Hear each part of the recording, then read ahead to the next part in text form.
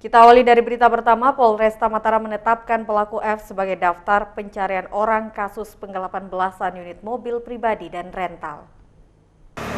Belasan unit mobil diamankan kepolisian Resort Kota Mataram dan menjadi barang bukti dugaan penggelapan oleh seorang warga Lombok Tengah berinisial F 31 tahun dan telah ditetapkan menjadi daftar pencarian orang atau DPO Polresta Mataram. Pengungkapan kasus ini berawal dari pelaporan korban dan penyitaan salah satu barang bukti yang ditemukan polisi di TKP Jalan Selaparang, lingkungan Karambutun, Kelurahan Mandalika, Kecamatan Sandubaya, Kota Mataram. Modus operandi terduga pelaku penggelapan belasan unit mobil dengan menyewa mobil pribadi dan milik rental korbannya untuk alasan keperluan mobilisasi event World Superbike di Mandalika, Lombok selama 2 bulan. Namun rata-rata baru 2 kali pembayaran sewa via kartu kredit. Mobil berbagai merek dan tipe ini digadekan terduga pelaku sebelum kabur dan menghilang. Untuk barang bukti yang ada tidak hanya di Polres Mataram, barang buktinya juga termasuk ada di Polres Lombok Tengah. Bahwa mobil tersebut akan digunakan untuk perhelatan sirkuit Mandalika. Jadi pelaku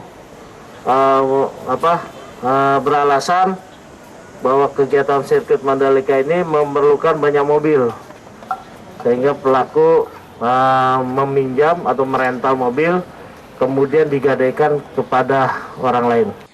Belasan unit mobil yang digelapkan dan diamankan Polresta Mataram berupa 1 unit mobil Innova Ribbon, 2 unit Avanza, 2 unit Xenia, 2 unit Calya, 2 unit pickup, 2 unit Brio, dan 1 unit Swift. Terduga pelaku yang masih dalam pengejaran polisi dan berstatus DPO terancam pasal 378 KUHP tentang tindak pidana penggelapan dengan ancaman hukuman kurungan penjara 4 tahun. Dari Mataram, Hari Kasidi, iNews melaporkan. Pemirsa, seorang pemuda 18 tahun warga desa Bukbuk diamankan polisi karena mencuri 1 unit sepeda dayung milik tetangganya. Dengan menggunakan baju tahanan Polsek Lingsar, AR 18 tahun warga desa Lingsar, Lombok Barat digelandang saat gelar perkara.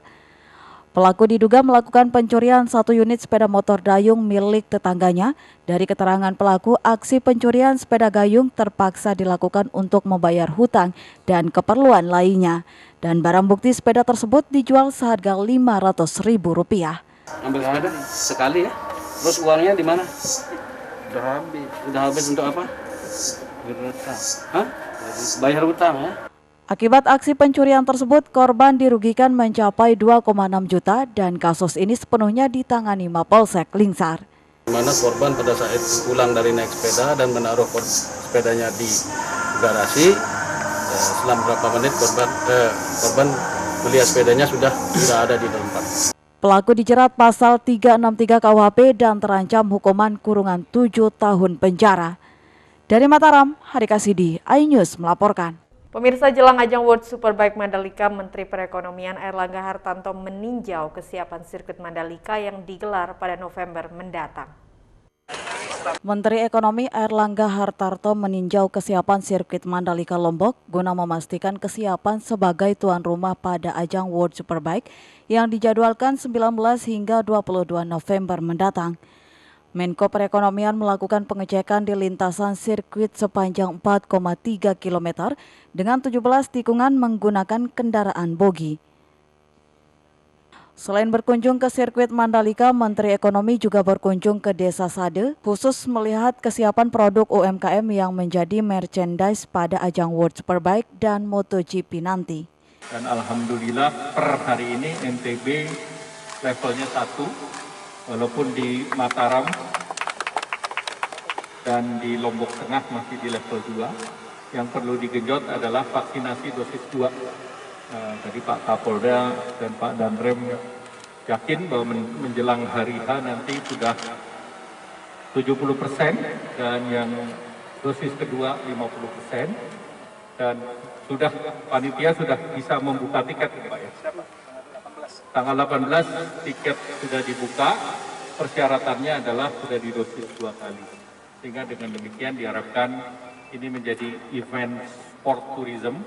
Gelaran World Superbike yang akan datang dapat menjadi sport tourism dan menjadi proyek terbesar setelah Nusa Dua. Selain itu, dalam beberapa dekade dapat menjadi kawasan ekonomi khusus tourism yang komplit.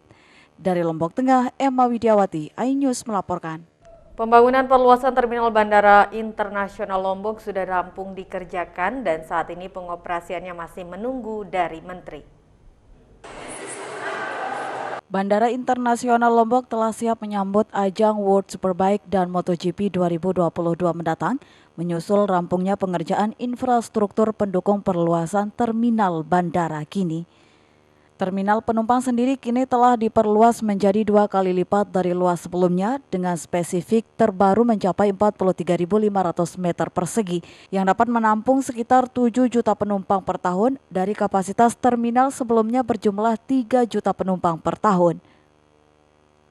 Selain terminal, apron atau parkiran pesawat juga diperluas hingga bisa menampung 10 pesawat berbadan sempit dan 6 pesawat berbadan lebar.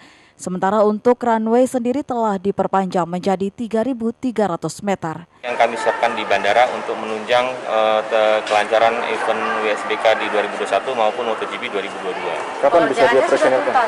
Sudah, semua pekerjaan yang saya sebutkan tadi sudah tuntas. Untuk terminal penumpang itu sudah diverifikasi Kementerian Perhubungan, terminal penumpang, apron maupun runway itu sudah diverifikasi Kementerian Perhubungan dan dinyatakan siap untuk dioperasikan. Semua proyek pendukung World Superbike dan MotoGP telah disertifikasi oleh Kementerian Perhubungan sehingga layak dioperasikan. Dari Lombok Tengah, Emma Widiawati, iNews melaporkan. Pemirsa, beragam informasi penting lainnya akan kami sajikan untuk Anda sesaat lagi, tetaplah di iNews NTB.